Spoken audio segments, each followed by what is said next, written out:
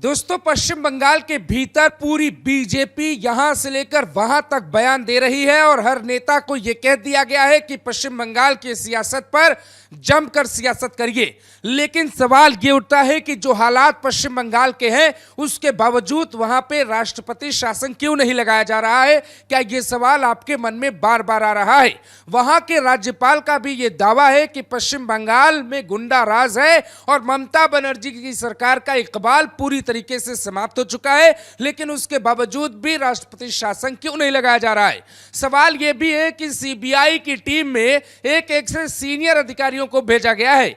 यह ऐसा केस है कि सीबीआई के अधिकारियों को चुना गया और एक टीम बनाई गई और एक टीम के बाद 5 टीम बनाई गई और सीबीआई पूरे दल के साथ जब पश्चिम बंगाल पहुंचा तो अंदाजा नहीं था कि यह केस इतना क्रिटिकल हो जाएगा, क्योंकि लड़ाई लोकतंत्र वर्सेस गुंडों की हो गई है और गुंडों को बचाने की कोशिश पश्चिम बंगाल में कौन कर रहा है, शायद इसका जवाब देने की जरूरत किसी को नहीं होनी चाहिए। पश्चिम बंगाल के भीतर ममता बनर्जी की सरकार पे कई तरह के सवाल उठ रहे हैं, लेकिन सीबीआई लगातार चौथे दिन संदीप घोष से पूछताछ कर रही है और यह जानने की कोशिश कर रही है कि आखिर क्या वहां पे क्या ऐसा हुआ था जिसके लिए सबूत मिटाए गए।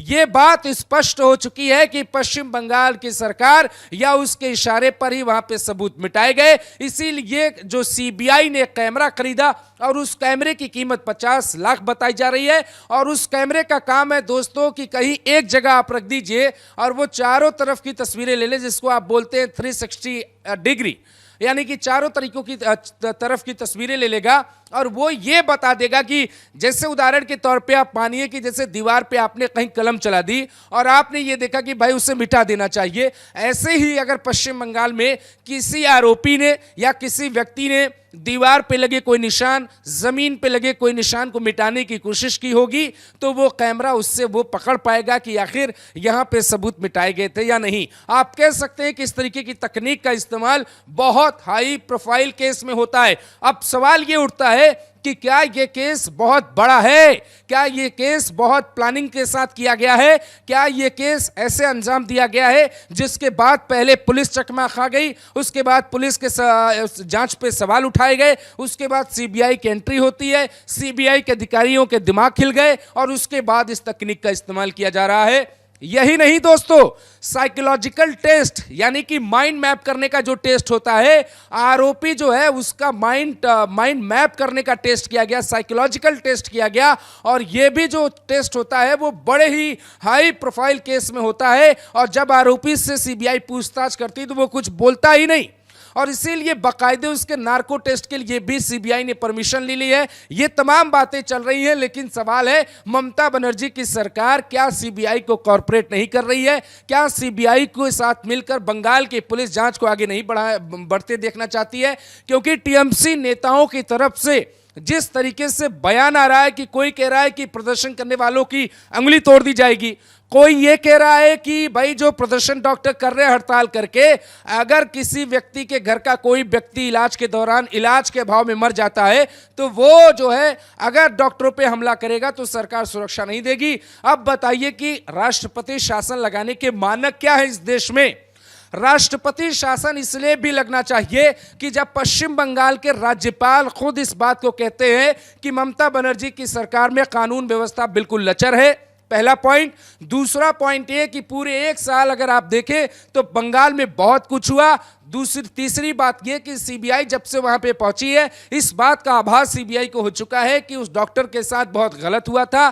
सीबीआई को इस बात का भी आभास हो चुका है कि इस केस में एक आरोपी नहीं बल्कि 5 से ज्यादा हो सकते हैं। इसके बावजूद एक महिला मुख्यमंत्री जब किसी महिला की जान जाने और इतनी जघन्य अपराध होने के बावजूद अगर समर्थन नहीं कर रही सीबीआई का और उनकी पार्टी अगर गुंडों का समर्थन कर रही है तो सवाल बहुत बड़ा है कि यहां से लेकर वहां तक बीजेपी के नेता ट्विटर पे गेम खेल रहे हैं, लेकिन सत्ता में प्रधानमंत्री नरेंद्र मोदी हैं, राष्ट्रपति द्रौपदी मुर्मू हैं। पश्चिम बंगाल की घटना पे आखिर क्यों नहीं लगाया जाता राष्ट्रपति शासन? लोग चाहते क्या हैं? अब इस केस को जब आप देखेंगे ये केस इतना उलझ जाएगा, आपको याद आएगा आरुषि हत्याकांड, जिस केस में लोग ये समझ ही नहीं पाए कि आरुषि को किसने मारा, नौकर हेमराज को किसने मारा और कहानी क्या हुई थी। पश्चिम बंगाल के भीतर भी यही सिनेरियो होता दिखाई दे रहा है। इतने सबूत मिल जाएंगे कि उन सबूतों में सबूत को ढूंढना सीबीआई के लिए मुश्किल भरा काम हो जाएगा।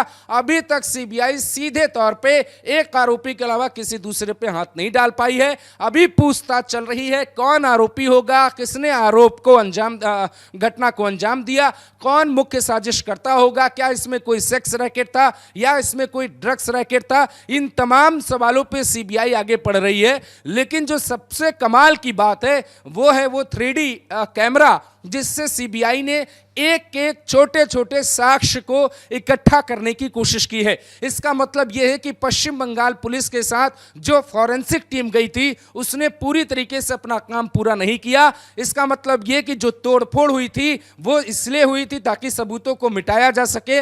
इसका मतलब यह भी कि घटनास्थल के ठीक बगल में जो निर्माण कार्य कराया गया वो इसलिए करवाया गया ताकि सबूत को मिटाया जा सके। और इसका मतलब यह भी कि ममता बनर्जी ने जो पुलिस को वक्त से ज्यादा समय देती रही बार बार बढ़ाकर, वो इसलिए था कि क्या पुलिस सबूतों को मिटा पाए।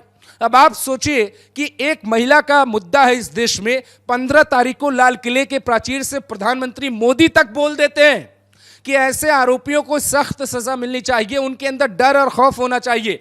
उसके बावजूद पश्चिम बंगाल में आपको कार्रवाई होते दिखाई नहीं दे रही है। हालांकि सीबीआई की जांच सख्ती से चल रही है, होम मिनिस्ट्री लगातार रिपोर्ट ले रहा है और एक एक घटनाक्रम पे पूरी सरकार की नजर है। लेकिन सवाल यह है कि घटना के इतने दिन बाद भी ऐसा क्या हो गया बंगाल में कि कोई मुख्य साजिशकर्ता तक पहुंच ही नहीं पा रहा है। दोस्तों,